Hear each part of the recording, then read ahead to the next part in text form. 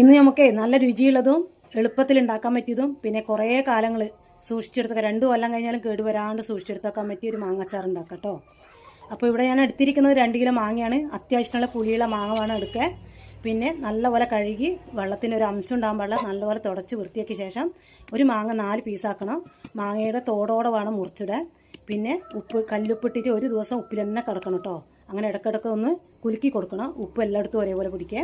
പിന്നെ നമുക്ക് ഒരു ദിവസം ഇങ്ങനെ അടച്ചു വെക്കുക. പിന്നെ മാങ്ങക്ക് വേണ്ട കൂട്ട് തയ്യാറാക്കണം.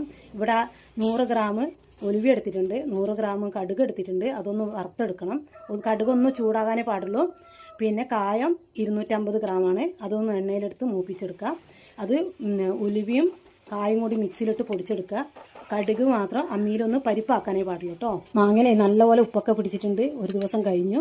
ഇനി പൊടിച്ച ചേരുവകളൊക്കെ ഇട്ട് നല്ലപോലെ ഇളക്കി കൊടുക്കണം. അപ്പോൾ അതിൽ മാങ്ങയിൽ കുറച്ച് വെള്ളം ഉണ്ടാവും കേട്ടോ, അത് അരിച്ചിട്ട് വേണം ഒഴിച്ചു കൊടുക്കുക. നിങ്ങൾക്ക് ഇനി കുഴമ്പ് രൂപത്തിൽ വേണമെന്നുണ്ടെങ്കിൽ കുറച്ച് വിനാഗിരി ഒഴിച്ചു കൊടുക്കുക. പിന്നെ ഉപ്പ് നല്ല മുന്നിൽ നിൽക്കണം കേട്ടോ. പിന്നെ ഇപ്പോൾ പൊടിച്ച കായും ഉലുവയും കൂടി ഇട്ട് കൊടുത്തു, കടുക് ഇട്ട് കൊടുത്തിട്ടുണ്ട്.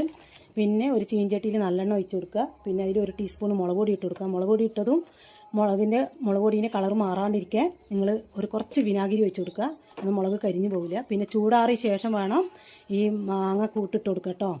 പിന്നെ ഒരു മാസം കഴിഞ്ഞിട്ട് നിങ്ങൾക്ക് തുറന്നു നോക്കിയിട്ട് കയ്പ്പ് തോന്നിയിട്ടുണ്ടെങ്കിൽ, ഉലുവേൻ്റെ കയ്പ്പ് തോന്നുന്നുണ്ടെങ്കിൽ നല്ല പുളിയുള്ള മാങ്ങ ഒന്ന് ചുരണ്ടിയിട്ട് വെയിലത്തിട്ട് ഉണക്കിയിട്ട് ഒന്ന് ഇട്ട് ഇളക്കി കൊടുത്താൽ മതി, ആ കയ്പ്പൊന്ന് മാറിക്കിട്ടും. പിന്നെ കുപ്പി ഭരണിയിലാക്കി വെക്കുമ്പോൾ നല്ല എണ്ണ ചൂടാക്കിയിട്ട് ഈ അച്ചാറിൻ്റെ മേലെ കൂടെ ഒഴിച്ചു കൊടുക്കണം കേട്ടോ. എന്നാലേ ഫ്രിഡ്ജിലൊന്നും എടുത്ത് വെക്കേണ്ട ആവശ്യമില്ല, പുറത്തുതന്നെ നിങ്ങൾക്ക് വർഷങ്ങളായി സൂക്ഷിച്ചെടുത്ത് വെക്കാം. എൻ്റെ വീഡിയോ ഇഷ്ടപ്പെട്ടാൽ എല്ലാവരും ഒന്ന് ഷെയർ ചെയ്യുക. ആദ്യമായിട്ട് കാണുന്നവരുണ്ട് ഒന്ന് സബ്സ്ക്രൈബ് ചെയ്യുക, ഫോളോ ചെയ്യുക കേട്ടോ.